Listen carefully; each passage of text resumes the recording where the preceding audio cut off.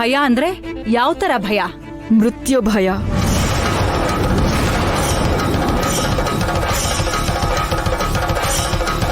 ನಾನು ಹೇಳಿದ್ದು ಅದನ್ನೇ ಅಲ್ವಾ, ದೇವಾಂಶನ ಸಾಯಿಸ್ಬಿಡೋಣ. ಮನುಷ್ಯರನ್ನ ಸಾಯಿಸಿದ್ರೆ ಭಯ ನುಂಗುವಂತ ನೋವಿರತ್ತೆ. ಆದ್ರೆ ಭಯ ಮಾತ್ರ ಇರಬೇಕು ಅಂದ್ರೆ ನಾವು ಸಾವಿನ ಭಯನ ಸೃಷ್ಟಿ ಮಾಡಬೇಕು. ಯಾವಾಗ ಯಾರ ಪ್ರಾಣ ಹೋಗುತ್ತೋ ಅಂತ ಭಯ ಸೃಷ್ಟಿ ಮಾಡಬೇಕು. ಆಗ ಎಲ್ರು ಕ್ಷಣಕ್ಕೂ ಹೆದರ್ಕೊಂಡು ಭಯದಲ್ಲಿ ನಡುಗಿ ಒದ್ದಾಡ್ತಾರೆ. ಅಲ್ಲ, ನೀನ್ ಏನ್ ಹೇಳ್ಬೇಕು ಅಂತಿದ್ಯಾ ಅದನ್ನ ಹೇಳು. ಮೊದ್ಲಿಂದ ಅನ್ಕೊಂಡಿರೋದೇ ಚಿಕ್ಕತ್ತೆ. ಮನೇಲಿ ಯಾವಾಗ ಅನಾಹುತ ಆಗತ್ತೋ ಅನ್ನೋ ಯೋಚನೆ ಸೃಷ್ಟಿ ಮಾಡಬೇಕು. ಅದಕ್ಕೆ ಕಾರಣ ವೈದೇಹಿ ಹೊಟ್ಟೆಲ್ ಬೆಳಿತಿರೋ ಮಗು ಅಂತ ಎಲ್ರೂ ನಂಬೋ ಹಾಗೆ ಮಾಡಬೇಕು.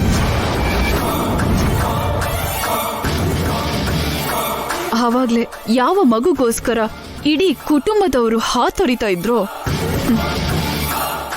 ಆ ಮಗುಗೆ ಶಾಪ ಹಾಕಕ್ ಶುರು ಮಾಡ್ತಾರೆ. ವೈದೇಹಿನ ಎಲ್ರೂ ದೂರ ಮಾಡ್ತಾರೆ. ಅಯ್ಯೋ ಪಾಪಿಗಳ, ಎಷ್ಟು ನೀಚವಾಗಿ ಯೋಚಿಸ್ತಾ ಇದ್ದೀರಲ್ಲ. ನೋಡಿದಿ ಅಣ್ಣ, ನನ್ ಮಗಳಿಗೆ ತಾಯಿ ಇಲ್ದಿರೋ ಹಾಗೆ ಮಾಡಿದ್ರು, ಈಗ ಮಗನು ಇಲ್ದಿರೋ ಹಾಗೆ ಮಾಡಕ್ ನೋಡ್ತಿದ್ದಾರೆ. ಇದು ಅನ್ಯಾಯ ಊರ್ಮಿಳ. ಏನು ತಿಳಿದೇ ಇರೋ ಅಂತ ಆ ಚಿಕ್ಕ ಮಗು ನಿನಗೇನು ಅನ್ಯಾಯ ಮಾಡಿತ್ತಮ್ಮ? ನಿನ್ನ ಸ್ವಾರ್ಥಕ್ಕೋಸ್ಕರ ನಮ್ ವಂಶನೇ ನಿರ್ವಂಶ ಮಾಡ್ಬೇಕು ಅಂತ ನೋಡ್ತಿದ್ಯಾ? ಅಯ್ಯೋ ಭಗವಂತ, ಈ ಅನ್ಯಾಯ ನೋಡ್ಕೊಂಡು ನೀನ್ ಹೇಗಪ್ಪ ಸುಮ್ನಿದ್ಯಾ? ಇಷ್ಟಕ್ಕೂ ಪ್ಲಾನ್ ಏನು? ನಾಳೆ ಕಣಿ ಹೇಳೋಳ್ ಕೈಯಲ್ಲಿ ಭವಿಷ್ಯ ನುಡಿಸ್ಬೇಕು. 13ನೇ ದಿವಸದ ಕಾರ್ಯ ಪೂರ್ತಿ ಆಗೋಕ್ಕೂ ಮುಂಚೆ ಇನ್ನೊಂದು ಪ್ರಾಣಕ್ ಅಪಾಯ ಇದೆ ಅಂತ ಅದನ್ನ ಮನೆಯವರು ನಂಬೋ ಹಾಗೆ ಮಾಡ್ಬೇಕು. ನಂಬ್ತಾರೆ ಬಿಡು. ಇದಕ್ಕೂ ಮುಂಚೆ ಅವಳು ಹೇಳಿದ ಮಾತನ್ನ ನಾವು ನಿಜ ಮಾಡಿದೀವಲ್ಲ. ಈಗ ಅವಳು ಏನ್ ಕಣಿ ಹೇಳಿದ್ರು ನಂಬಿಡ್ತಾರೆ.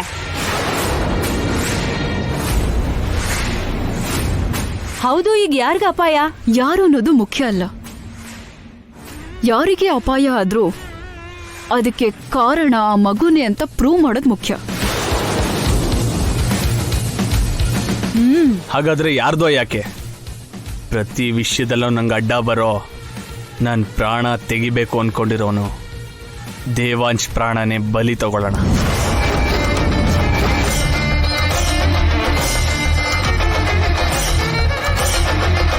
ದೇವಾಂಶ? ಹೌದು.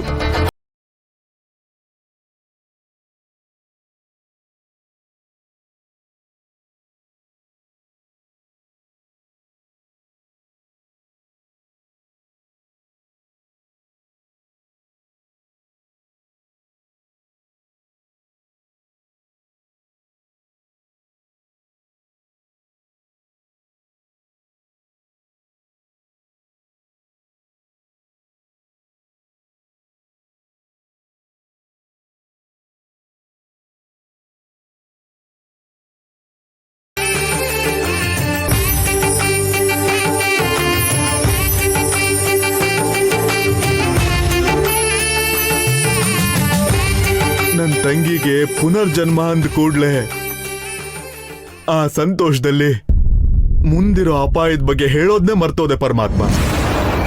ಭ್ರೂಣದ ರೂಪದಲ್ಲಿ ಇರ್ಬೇಕಾದ್ರೆ ಮಗುನ ಸಾಯಿಸ್ಬೇಕು ಅಂತ ನೋಡ್ತಾ ಇದ್ದಾರೆ. ನನ್ನ ತಂಗಿ ಕಣ್ ತೆಗಿಯೋಕ್ ಮುಂಚೆ ಕಣ್ ಮುಚ್ಚಬೇಕಾಗಿ ಬರುತ್ತಾ? ಇಲ್ಲ ದಶರಥ ರಾಮ, ಆ ಭ್ರೂಣ ಜನ್ಮ ತಾಳಿ ಈ ಲೋಕವನ್ನ ನೋಡೋವರೆಗೂ ರಕ್ಷಣೆ ಮಾಡೋದಿಕ್ಕೆ ನಿನ್ನ ಆತ್ಮ ಈ ಲೋಕದಲ್ಲೇ ಇರೋ ಹಾಗೆ ಅನುಗ್ರಹ ಮಾಡ್ತಾ ಇದ್ದೀನಿ. ಧನ್ಯೋಸ್ಮಿ ದೇವ, ಧನ್ಯೋಸ್ಮಿ.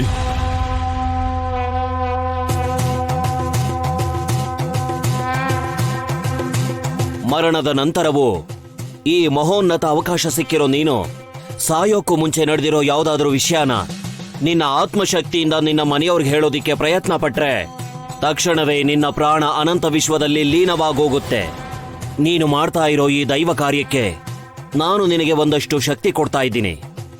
ನೀನು ಸತ್ತ 6 ತಿಂಗಳಿಗೆ ನಿನಗೆ ಮನುಷ್ಯನನ್ನ ಪ್ರವೇಶ ಮಾಡೋ ಶಕ್ತಿ ಸಿಗುತ್ತೆ.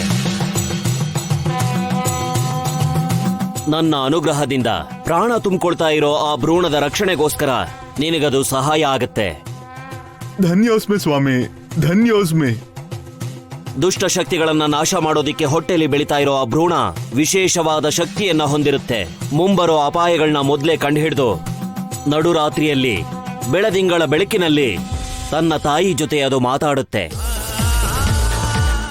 ಸಾಕು, ಇಷ್ಟು ಸಾಕು ಮಹಾದೇವ. ನಿನ್ನ ಆಶೀರ್ವಾದದ ಬಲದಿಂದ ನಮ್ಮ ಕುಟುಂಬದವ್ರನ್ನ ದುಷ್ಟಶಕ್ತಿಗಳಿಂದ ಕಾಪಾಡಿ ಮತ್ತೆ ನಿನ್ನಲ್ಲೇ ಐಕ್ಯ ಆಗ್ಬಿಡ್ತೀನಿ. ನಿನ್ನಲ್ಲೇ ಐಕ್ಯನಾಗ್ಬಿಡ್ತೀನಿ ಸ್ವಾಮಿ, ನಿನ್ನಲ್ಲೇ ಐಕ್ಯನಾಗ್ಬಿಡ್ತೀನಿ, ನಿನ್ನಲ್ಲೇ ಐಕ್ಯನಾಗ್ಬಿಡ್ತೀನಿ.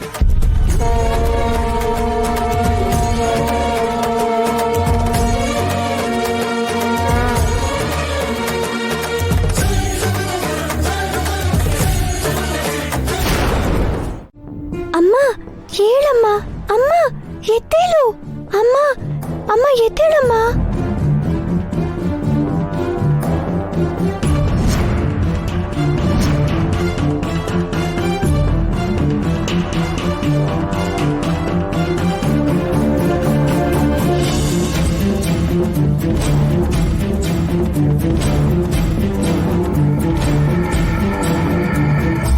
ಅಮ್ಮ ಅಮ್ಮ ಬೇಡ ಅಮ್ಮ, ಆರೆಂಜ್ ಜ್ಯೂಸ್ ಕುಡಿಬೇಡ, ಬೇಡ ಅಮ್ಮ, ಬೇಡ ಕುಡಿಬೇಡ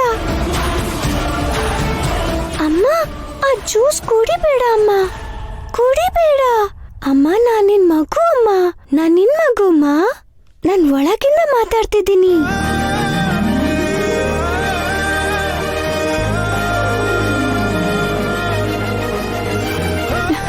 ಪುಟ್ಟ, ನೀನು ನನ್ ಜೊತೆ ಮಾತಾಡ್ತಿದ್ಯಾ? ಇದು ಕನಸ ನಿಜಾನ?